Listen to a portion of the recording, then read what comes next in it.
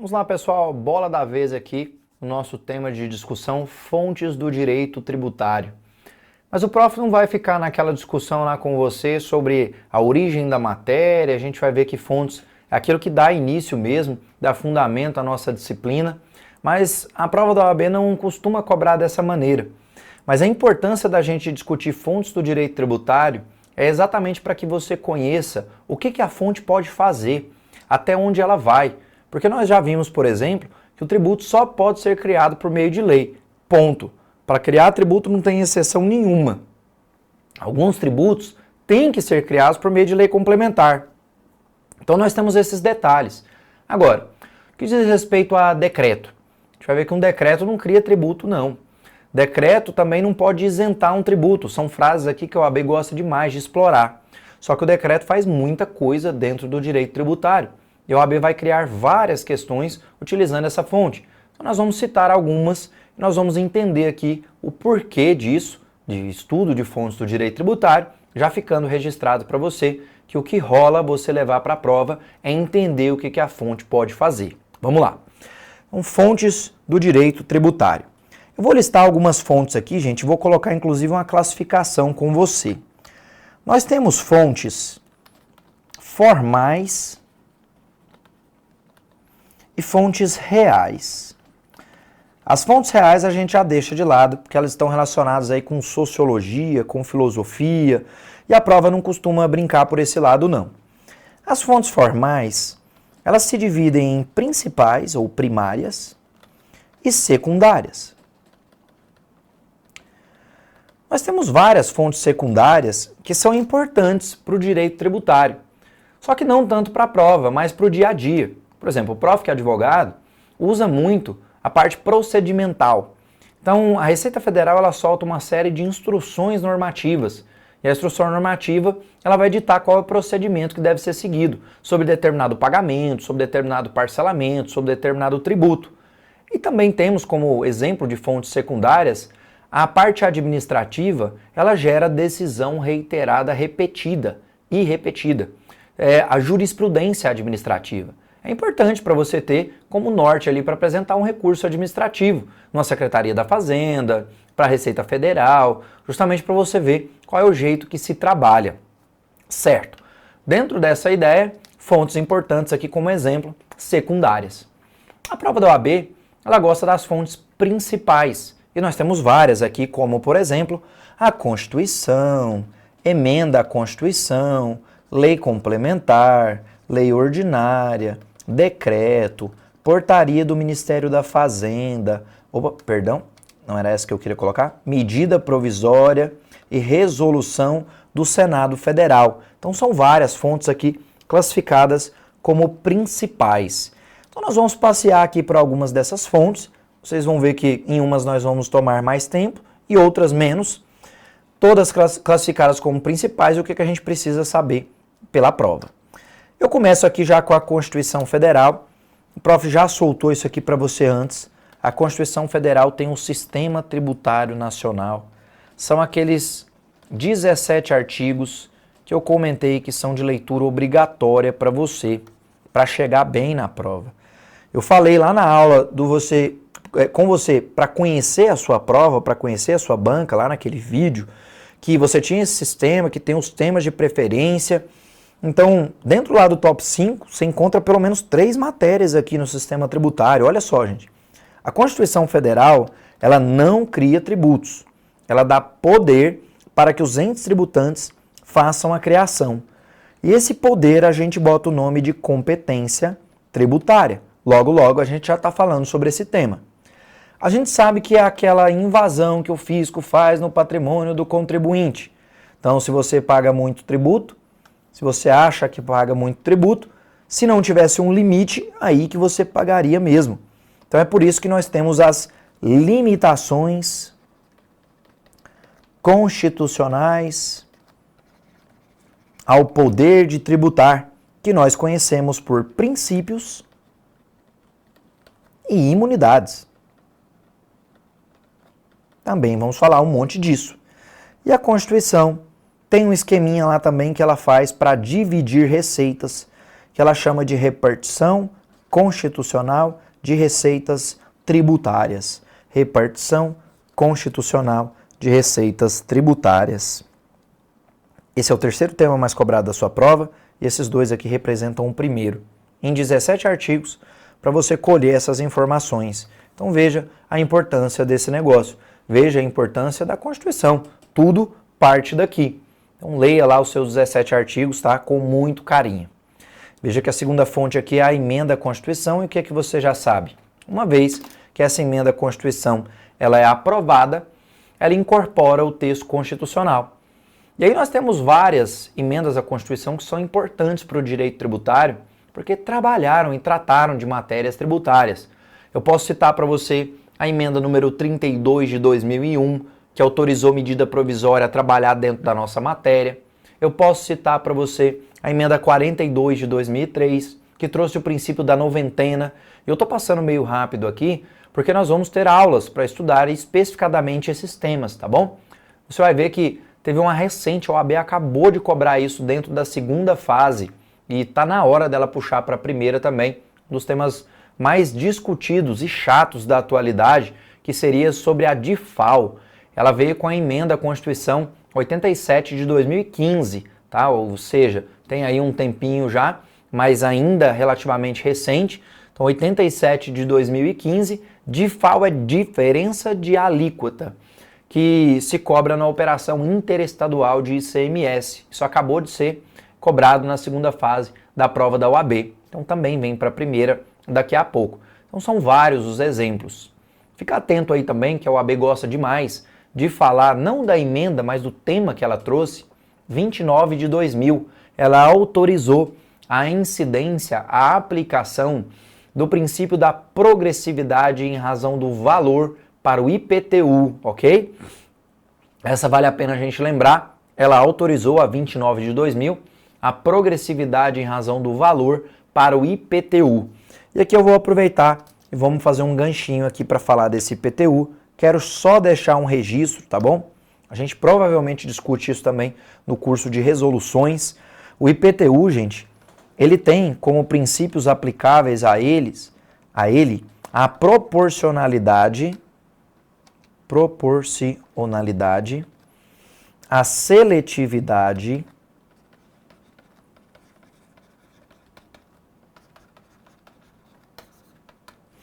e a progressividade.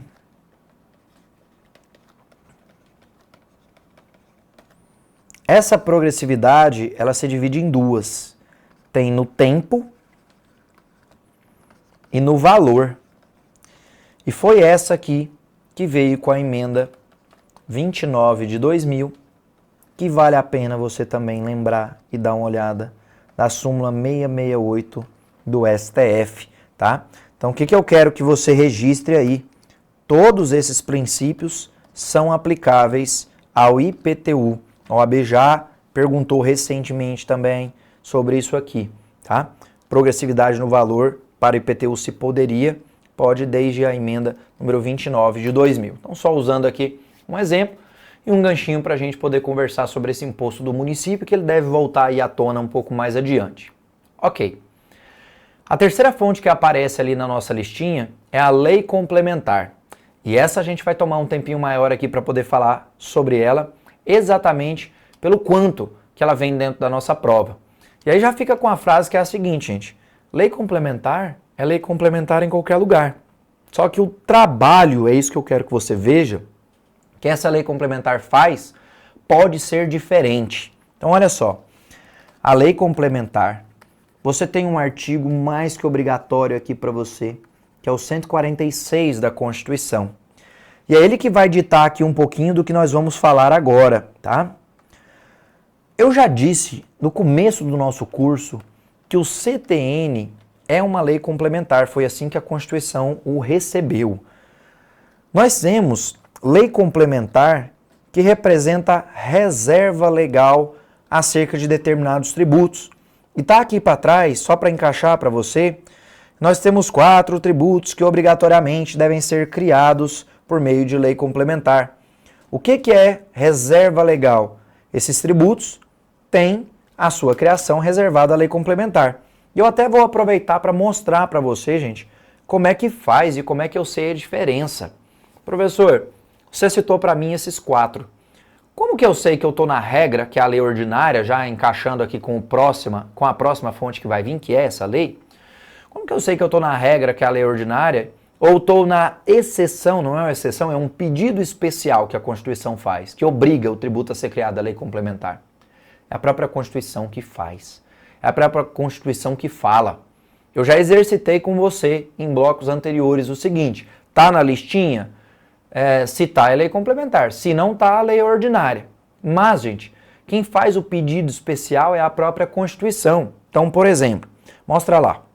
Se você pega o Imposto sobre Grandes Fortunas, 153.7, quando você vai ler o artigo, está escrito assim, ó, a União poderá instituir 7. Imposto sobre Grandes Fortunas, vírgula, por lei complementar. Pediu no texto.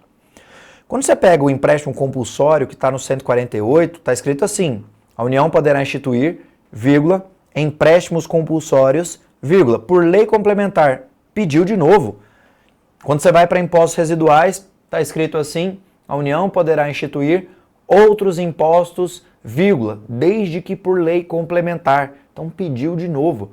Toda vez que ela pedir, ela está reservando a criação do tributo por meio dessa fonte. É por isso que a gente chama aqui de lei complementar, que tem a sua reserva legal, ok? Terceira possibilidade, norma geral. A OAB adora essa conversa. Atenção, gente, já fica com essa frase. Toda e qualquer norma geral deverá ser estabelecida por meio de lei complementar. Toda norma geral deverá ser estabelecida por meio de lei complementar. Eu vou dar 2 exemplos aqui para vocês. Nós vamos discutir um pouquinho sobre essa ideia e vou mostrar como é que a sua prova já cobrou. A gente começa pensando bobinho mesmo, para depois ir aprofundando na conversa dela. Então, você tem como exemplo aqui de norma geral a Lei Complementar 87 de 96, que é do ICMS, e você tem a Lei Complementar 116 de 2003, que é do ISS, um tributo do Estado e um tributo do município. Lei complementar norma geral, gente, será sempre uma lei de âmbito federal que vai entregar regra geral sobre o tributo. É por isso que chama norma geral. Lei, norma geral, lei complementar, que traz informação geral e completa acerca daquele tributo. E a prova fica jogando com você. Olha, uma lei de âmbito federal traçou normas gerais e foi feito por meio de lei ordinária. Não pode. Está no quadrinho da lei complementar aqui que a gente está anotando. Então, essa disposição que você deve analisar. Ok. O que a prova da OAB fez? E eu vou fazer um desenho usando o ISS como exemplo para depois mostrar a questão. Já tem um tempo que essa caiu. Que é o seguinte. Nós temos aqui a Constituição Federal, que traz a entrega de competência. Falando lá, por exemplo, no 156, que o município pode criar o ISS. Nós temos uma lei própria, que é o CTN. E nós podemos ter ou não uma norma geral. No caso do ISS, tem a 116 de 2003, a lei complementar. Ok? A primeira pergunta é, essa norma geral, ela criou o ISS? Não criou, gente. O que ela fez? Traçou normas gerais. É isso mesmo. Significa dizer que compete a cada município criar o seu ISS. Por que tipo de lei? Aí tem muita gente que fala assim, complementar, pelo amor de Deus, você já sabe responder. Vai lá para aquele quadrinho da lei complementar, tem ISS lá? Não. Então a lei é ordinária, ponto, ok? Então compete a cada município criar o ISS mediante sua lei ordinária. Mas o que tem que acontecer, gente? Essa lei ordinária tem que respeitar o que está na norma geral, tem que respeitar o que está no CTN, que respeita o que está na Constituição, assim como isso respeita o que está aqui, que respeita o que está aqui, isso respeita o que está aqui. Aquela ideia de hierarquia, tá? Se tiver alguma coisa que está lá para baixo da Constituição que não respeita o que ela está falando, esse negócio vai ser inconstitucional, não tem como, tá? Isso vai ser ilegal, vai violar lá alguma legalidade, vai violar uma disposição constitucional. Por que eu peguei o ISS como exemplo? Essa lei do ISS, gente, ela não conceituou serviços. A doutrina que fez, falou assim, são bens imateriais prestados a terceiros com cunho econômico. Ela resolveu botar uma lista. Essa lista tinha até pouco tempo 240 serviços divididos em 30 itens. Eu vou usar esse número ainda porque o Prof. Confessa, ela foi atualizada pela Lei Complementar número 157 de 2016. E o Prof. nunca pegou essa lista para contar esse tanto de serviço de novo, tá? Não, mas na ideia que eu preciso te mostrar, fica tranquilo. Mas fique esperto com essa aqui, ó. Acabou de cair isso na segunda fase, ó. Porque isso ainda é recente, né? Vamos lá, vamos exercitar. Posso eu, município, criar minha lei ordinária que tenha 240 serviços divididos em 30 itens? Ora, se forem os mesmos da norma geral, eu posso. Posso eu, município, criar minha lei tendo 210 serviços divididos em 30 itens? Se forem os mesmos, eu posso.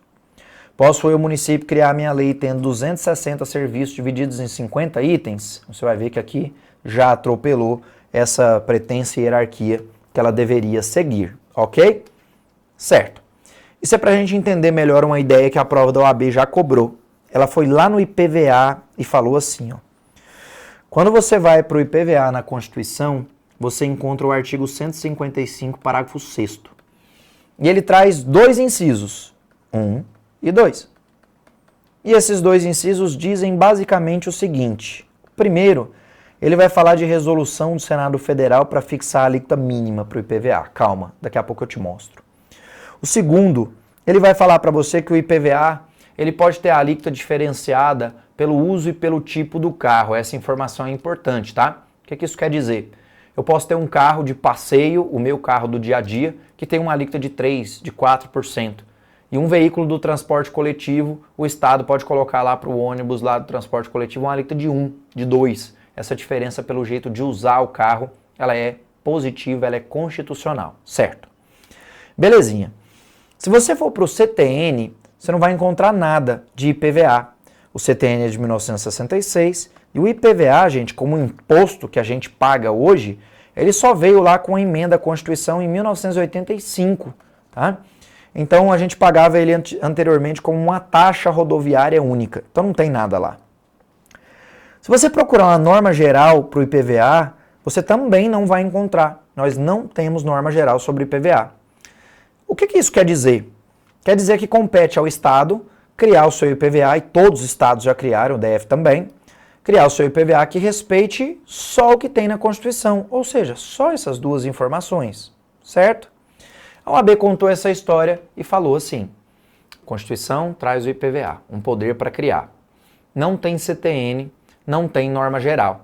E aí ela pergunta para você, então, já que não tem isso tudo, o IPVA é constitucional ou inconstitucional? Ora, você paga IPVA? Eu pago, então você vai pagar um negócio que é inconstitucional? Então ele é constitucional, já começa assim, gente. Eu vou dar uma análise aqui que é besta demais, mas já respondeu questão da OAB anteriormente. A prova perguntar para você se o tributo é constitucional ou inconstitucional.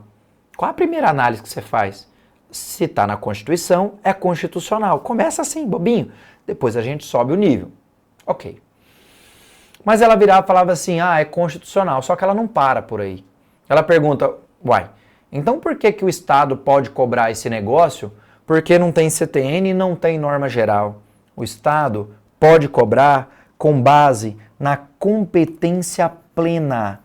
Enquanto não tiver norma geral para tratar sobre o tema, ele pode cobrar com base na competência plena. Artigo 24, parágrafo 3º. Toda questão que narra isso, ela discute e completa com competência plena, no caso aqui que eu estou citando, dos estados. Ok? Cuidado com isso. Aí ela fala assim, e se vier uma norma geral aqui do estado, o que vai acontecer? Se vier uma norma geral aqui de âmbito federal, o que vai acontecer com a lei do estado? Bom, gente, se ela não conflitar em nada, fica como está. Mas se ela conflitar, a norma geral, a lei complementar, vai aguardar a adequação da lei do estado. Então a lei do estado ficará com eficácia suspensa até que se faça a adequação com a norma geral. Tudo bem? É assim que funciona, é assim que sua prova costuma cobrar. Então bastante cuidado com isso aí. E vamos seguir, para você ver o tanto que essa lei complementar ela tem poder. Tem que ler o artigo 146. E olha como é que sua prova pergunta e você erra sabendo. Ela puxa um lado que não tem nada a ver na história e fala assim, ó. Tem um princípio que é o princípio da igualdade.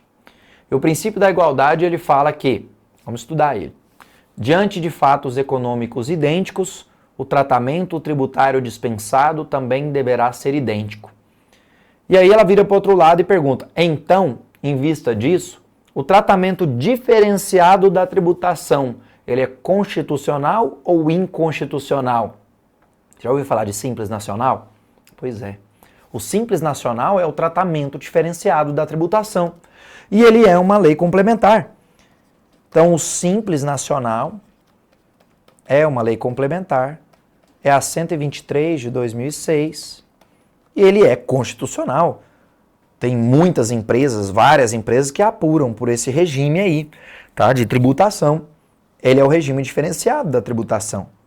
Para completar isso aqui, todo conflito de competência será tratado por meio de lei complementar. O ato cooperativo será regulado por meio de lei complementar. Ainda não tem, mas será regulado por meio de lei complementar. Então veja o poder, gente, dessa lei complementar. É isso que eu quero que você entenda e separe. E a hora que você está olhando para essa lista aí, eu te pergunto, o que tem a ver um tratamento diferenciado da tributação com um ato cooperativo? O que tem a ver um conflito de competência com uma reserva legal lá, com a Constituição que está obrigando o tributo a ser criado por meio dessa fonte, lei complementar? Nada. Só que a fonte é a mesma, é aquela lei que é aprovada em maioria absoluta, mas cada um faz o seu trabalho. Então você que não vê isso, vai chegar na prova e vai marcar, por exemplo, que o empréstimo compulsório pode ser criado por meio de uma lei ordinária. E você sabe que está no quadrinho da reserva legal e a lei é complementar. A prova vai perguntar para você sobre um Estado instituindo IPVA, na constitucionalidade dele ou não, e você não consegue fazer assimilação porque não vê que não tem norma geral para ele, mas para o ICMS, por exemplo, tem a tal da norma geral, e se tem norma geral é sempre lei complementar de âmbito federal para traçar a regra geral sobre esse tributo. É assim que funciona. Então, bastante cuidado com isso aqui. Eu preciso que você olhe com muito carinho o artigo 146 da Constituição, ok? A próxima fonte da nossa lista é a lei ordinária. É a nossa regra. Eu vou falar mais sobre isso dentro da lei ordinária e dentro do princípio da legalidade, no módulo de princípios, tá bom? Então a gente já dá um salto aqui para falar de decreto. Citei para você que decreto não cria tributo, mas faz muita coisa dentro do direito tributário. Super importante. E a prova quer saber o limite disso aí. Ela vai perguntar, olha, tem um tributo aqui que está sendo majorado por meio de decreto. Em alguns casos pode, em outros casos não. Olha, tem um tributo aqui que eu estou estabelecendo uma isenção por meio de um decreto. Pode isso? Não pode? A gente vai ver que isenção também não. Mas que o decreto faz muita coisa. Então nós vamos pegar exatamente qual o caminho, qual o limite que ele segue. O que você vai fazer aí para mim? Você vai puxar um cantinho para poder registrar quais são as principais funções de um decreto. Você vai ver que ele faz muito mais do que a gente vai anotar, mas necessariamente a gente vai pegar as mais importantes, as mais repetidas aqui na hora da nossa prova. E aí, eu vou dar 2 artigos aqui para fundamentar para você. O decreto, ele tem fundamento no artigo 84, inciso 4 da Constituição, e no artigo 99 do CTN, tá? E você vai abrir aí para mim letra A, letra B e letra C, para a gente anotar quais seriam essas 3 principais funções de um decreto. Só que eu preciso fazer isso com você no nosso próximo bloco. O cara foi mal. Eu achei que ia dar num bloco. Errei sua vida aí.